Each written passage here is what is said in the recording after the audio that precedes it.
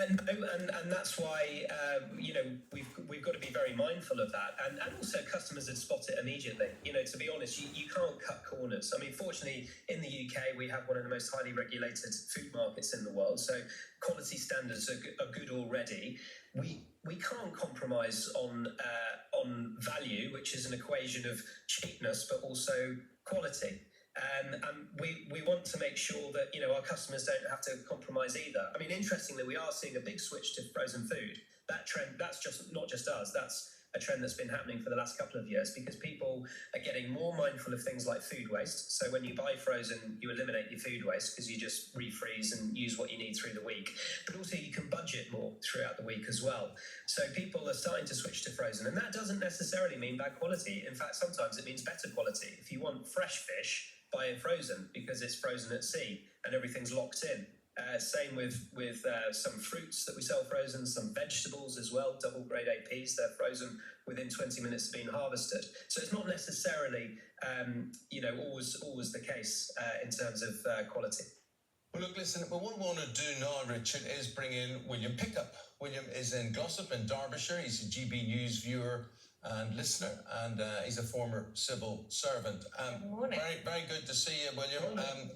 I don't know, what is it like with you? Do you have an Iceland near you? Are you an Iceland customer? What would you like to say about the cost of living affecting your supermarket shop? Well, yes, we certainly had an Iceland shop near us and we used it. It was excellent. So it's very good to hear from Richard Walker this morning. But it shut, unfortunately, 6 months ago. So it's not going to help us particularly. I was very interested to hear what Richard was saying about the cost of food. I mean, it's not really impacted on myself or my wife at the moment because we're vegetarians, so we sort of get by on a couple of carrots and a sort of a slice of leaf every day. So it's not really hit us much because obviously meat is the most expensive thing. But for us, the most worrying thing about what Richard said is what's going to happen in the autumn, because the biggest issue I think that is like a tsunami heading towards people is the cost of energy. Energy has gone up in April. It's going up again on the 1st of October. They're estimating by 51%. I'll give you an example of why I call it a tsunami. A year ago, I was paying £140 a month for my gas and electricity on a fixed tariff. They're estimating now that on the 1st of October, it will be over £7,000 a year. And that just leaves nothing in your pocket for this whole dilemma between eating and heating, and you have to be very mindful of that, Richard. Yeah, absolutely. I mean, William's right, and I mean, don't pity the poor businessman, but imagine what it's like in terms of energy costs for us. 1,000 shops and a lot of fridges and freezers, and there's no consumer price cap for energy, even though I've asked the government that they should be helping, because actually that does in turn impact the customer, because that's an operational cost that is tripled, quadrupled for us. I mean, tens of millions of quid every year, and that's just going up, and it's very difficult to control that.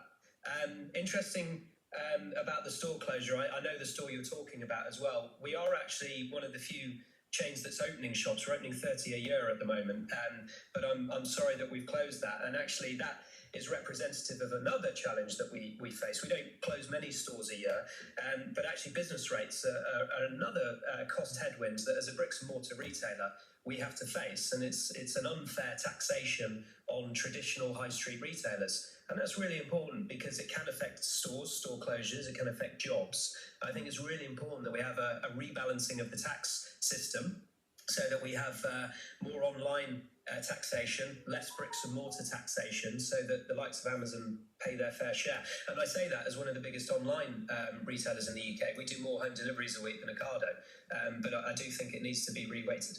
Well, it's interesting listening to this whole discussion going on in the wings. Alice Denby, Deputy Editor of CapEx, on this. What would you take away from what you're hearing and what you're seeing here?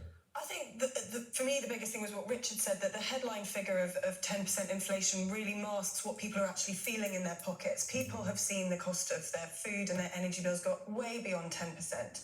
And this is just a sign to me of how inflation is this kind of acid that drips through, it drips into every story that we've been talking about this morning, whether it's the strikes, or the war in the Ukraine. How do we afford to increase defence spending when people are facing this enormous cost of living crisis?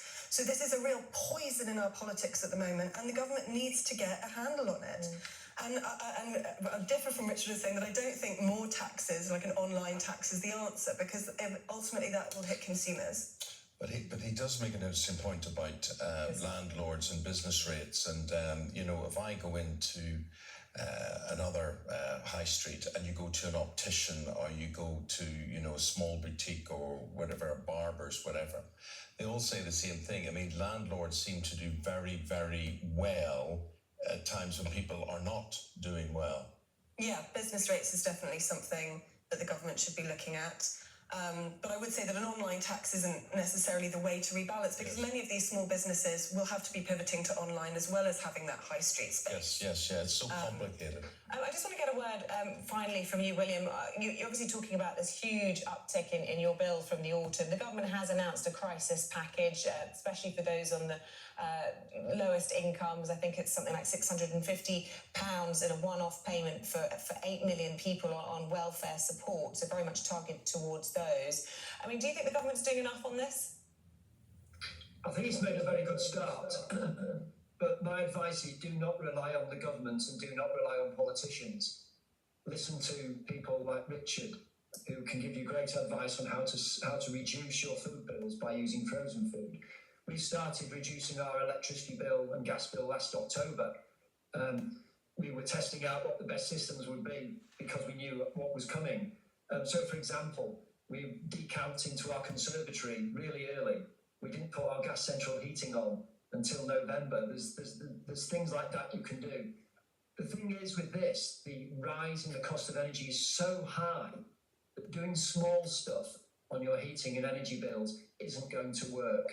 You're going to have to think about how I'm going to switch the central heating off for long periods of time, even in winter, and how you're going to manage that. But don't rely on politicians. Get yourself some thermal underwear, get yourself a nice blanket, get yourself a 1 kilowatt fan heater, decamp into a small room. These are all things that people are really going to have to consider with what's coming. Well, as well. I think it's fascinating that you say that, William, because we couldn't give that advice, or certain experts in the studio couldn't, because people would say, well, it's my human right. People have got used to quite a lot of comfort and they won't accept anything less than what they're used to.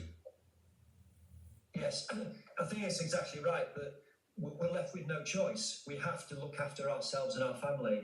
And it's going to be pretty horrendous for people with families. I'm retired and there's just myself and my wife, and we're doing okay. But for a lot of people, this is going to be the biggest hit they're going to take in probably a generation. I see you there with your woolly jumper on in the end of June. Thermals all the way. It must be chilly up in Derbyshire. Listen, look, William Pickup. No, you practice what you preach. We can see that. Look, lovely to get your thoughts, William Pickup. Really interesting insights from you.